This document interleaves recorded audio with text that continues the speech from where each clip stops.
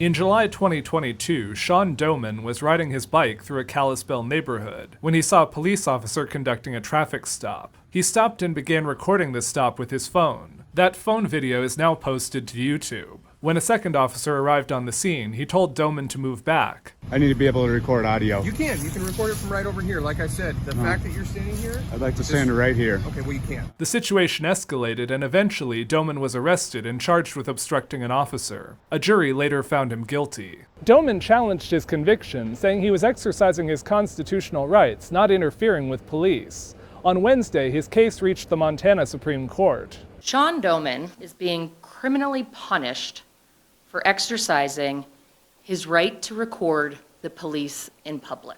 Doman's attorneys argued the officers treated him differently because he was recording, and that's unlawful. If somebody had been standing in their front yard gardening that day, would they have been told they needed to retreat to their house? The ACLU of Montana is also backing Doman's challenge. Erosion of our constitutional rights is of critical import to me, and it should be to everybody.